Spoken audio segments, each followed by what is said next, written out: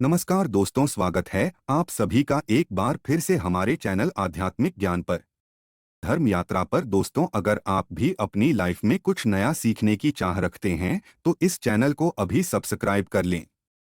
घड़ी को भूलकर भी इस दिशा में न लगाएं, इससे फैलती है घर में नकारात्मकता। इसी के साथ हम जानेंगे दोस्तों कि आपको कैलेंडर कहां पर नहीं लगाना है, क्या गलती आपको नहीं करनी है, और साथ ही मैं आपको बताऊंगा कि अगर आपके घर में वास्तु दोष है तो कैसे आप जान सकते हैं और क्या उपाय कर सकते हैं जिससे कि वास्तु दोष दूर हो और आपके जीवन से परेशानियां खत्म हो जाए। तो पूरी जानकारी के लिए इस वीडियो को अंत तक जरूर देखिएगा। दोस्तों, हम सभी के घर में घड़ी का प्रयोग किया जाता है। घड़ी जो बीते समय और आने वाले समय के बारे में हमें सूचित करती है। अगर हमारे जीवन पर सबसे ज्यादा किसी का प्रभाव पड़ता है तो वह है समय। हर किसी का समय एक जैसा नहीं होता। अच्छे और बुरे समय सभी के जीवन में आते रहते हैं। समय चक्र का चलना कायम ही रहता है। समय किसी के लिए नहीं रुकता। लेकिन अगर हम आपसे कहें कि आप अपने समय को अच्छा बनाने के लिए कुछ उपाय कर सकते हैं तो आपको यह सुन के कैसा लगेगा? जी हाँ, हम बात कर रहे हैं घर में लगी घड़ी की, जिसे हम रोज निहारते हैं। पर कभी यह नहीं सोचा होगा कि यह घड़ी हमारा समय बदलने में और अच्छा समय लाने में मदद कर सकती है। दोस्तों, हम कई बार जीवन में छोटी छोटी चीजों को नजरअंदाज कर देते हैं, लेकिन वहीं कुछ चीजें हमारे भाग्य पर अच्छा बुरा प्रभाव डालती हैं। कि ही तरह घर में और भी कुछ चीजें हैं जो आपके वास्तु दोष का कारण बनती है और आपकी परेशानी की वजह बनती है। वो आइए पहले जान ले, क्या आपको अपने घर में वास्तु दोष के बारे में कैसे पता लगता है और किस इस तरह से आप बड़ी ही आसानी से इसे ठीक कर सकते हैं। दोस्तों, वास्तुशास्त्र के अनुसार किसी भी घर में वास्तुदोष होने से सुख, शांति और पारिवारिक उन्नति में बाधा पैदा होती है। के कारण पनपने वाली नेगेटिव ऊर्जा से व्यक्ति के भाग्य पर बुरा प्रभाव पड़ता है। साथ ही घर के लोगों को कई प्रकार की परेशानियों का सामना करना पड़ता है। दोस्तों, शास्त्रों के अनुसार अगर हम ये छोटे मोटे उपाय कर लें तो अपने घर में नेगेटिव एनर्जी से छुटकारा पा सकते हैं।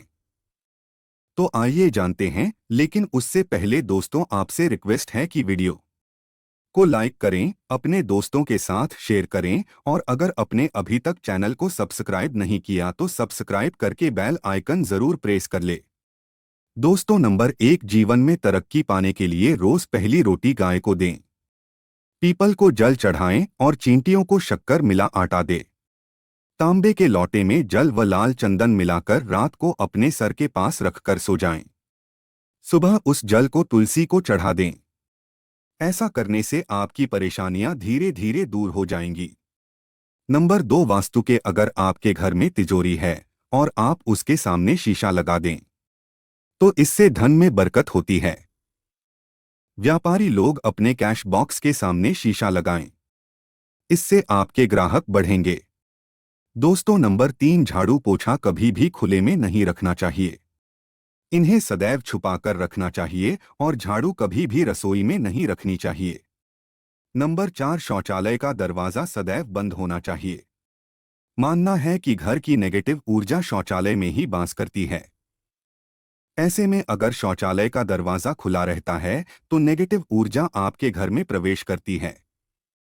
नंबर 5, घर में सुख शांति के लिए कपूर को घी में डुबाकर सुबह शाम जलाना चाहिए।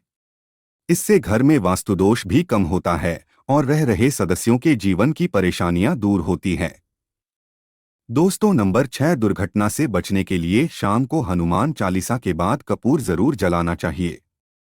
नंबर घर में इस जगह वास्तुदोष हो वहां कपूर की 2 टिकियां रखें, खत्म हो जाने के बाद वहां दोबारा इसे रखें। नंबर 8, सूर्य अस्त के बाद कभी भी किसी को दूध, दही या प्याज नहीं देना चाहिए। यह भाग्य में बाधक भी बन सकता है। नंबर 9, घर के मुख्य द्वार पर कूड़ादान कभी भी ना रखें।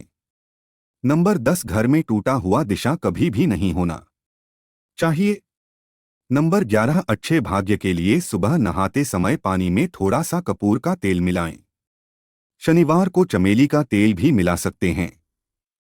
नंबर 12, लक्ष्मी की कृपा पाने के लिए रोज रात को रसोई अच्छी तरह से साफ करके चांदी की कटोरी में कपूर और लौंग जलाएं।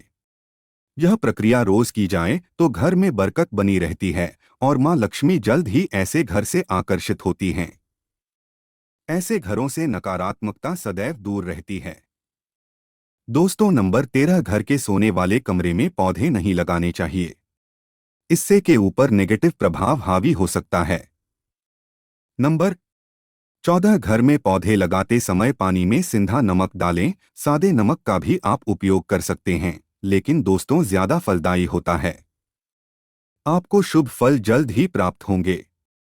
दोस्तों, घड़ी की सही दिशा आपके जीवन को भी सही रास्ता दिखाने में मदद कर सकती है। इसके अलावा कैलेंडर को किस जगह लगाना चाहिए और किस जगह पर नहीं, ये भी हम सबसे पहली बात जिसकी हम बात करेंगे वो है दोस्तों घड़ी का आकार यानी घड़ी की शेप। दोस्तों, वास्तुशास्त्र के अनुसार गोल आकार की घड़ियां अंडाकार घड़ी सबसे उत्तम मानी जाती है। पर आजकल देखा जा रहा है कि बाजार में कई प्रकार की घड़ियां मौजूद है, जिसमें घर के सदस्य या भगवान की तस्वीरें और फोटो भी लगी होती है। लेकिन दोस्तों, आपको बता दें कि घड़ी के साथ तस्वीरें लगाना बिल्कुल भी सही नहीं है। आपके घर के सदस्यों के जीवन पर समय का प्रभाव देखने को मिल सकता है और भगवान की तस्वीर घड़ी में बिल्कुल भी नहीं लगानी चाहिए, क्योंकि भगवान की तस्वीर को रोज धूप, दीप, अगरबत्ती और पूजन की आवश्यकता होती है और घड़ी तो कई महीनों तक धूल में पड़ी रहती है। इससे भगवान का अपमान होता है और ये शुभ नहीं माना जाता। हो सके तो घड़ी का आकार गोल और अंडाकार ही पसंद करें। घड़ी का या अंडाकार होना हमारी पृथ्वी के आकार को दर्शाता है, जो को और घड़ी में नुकीले कोने होते हैं और वास्तु के अनुसार नुकीली चीजें नेगेटिव ऊर्जा का संचार करती है।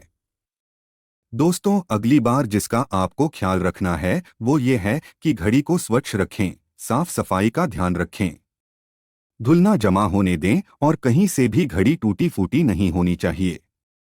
दोस्तों, जैसा कि हम सभी चाहते हैं कि हमारे जीवन में सब अच्छा और बेहतर होता रहे, तो उसके लिए हम खुद को संभाले रखते हैं, नए कपड़े और आभूषण पहनते हैं। उसी प्रकार अपने घर की घड़ी को स्वच्छ और नए जैसा ही रखना चाहिए, यानी कहीं से भी टूटी फूटी नहीं होनी चाहिए।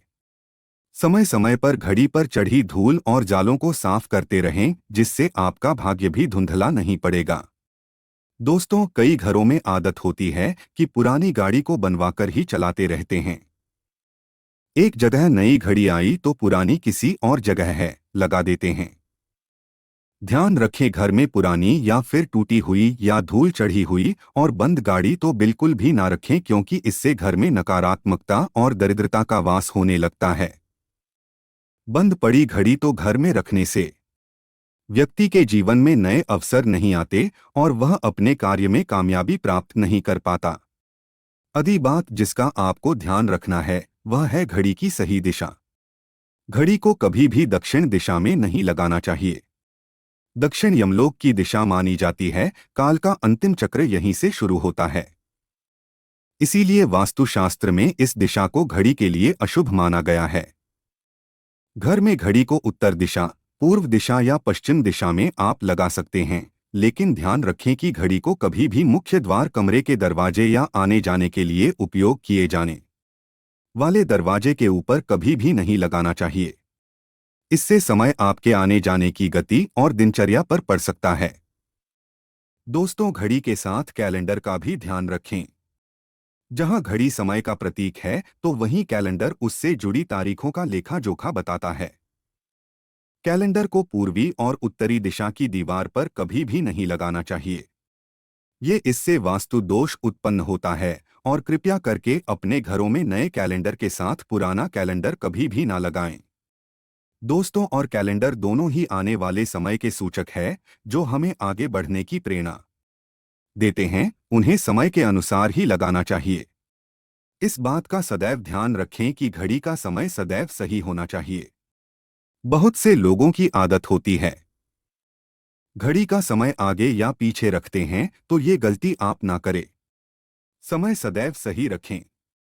इससे आपको कभी भी समय का कालचक्र और दुष्ट परिणाम प्राप्त नहीं होता। ये छोटा सा आप जरूर करके देखिए। दोस्तों, छोटी छोटी बातें हैं जिनका आपको ध्यान रखना है। दोस्तों, रखी हुई घड़ी और पुराना कैलेंडर आपके भाग्य को भी रुकावटों से भर देता है। इसीलिए वक्त के साथ आगे बढ़ते रहने के लिए घड़ी और कैलेंडर को बदलते रहिए और कैलेंडर को कभी भी अपने सोने के कमरे में ना लगाएं। ना ही इसे कभी मुख्य द्वार पर टांगे, ये शुभ नहीं माना जाता। पुरानी घड़ी किसी दान में देना शुभ माना जाता है।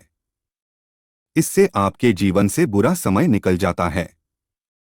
इसीलिए अगर आपके घर में कोई पुरानी घड़ी है जो टूटी फूटी ना हो और खराब ना हो तो वो आप किसी जरूरतमंद को दान में जरूर दें। आशा है कि आज की इस प्रस्तुति में बताई गई जानकारी आपको अच्छे से समझ आ गई होगी। वीडियो अच्छा लगा हो तो एक लाइक अवश्य कर दें। धन्यवाद वीडियो के अंत तक बने रहने के लिए।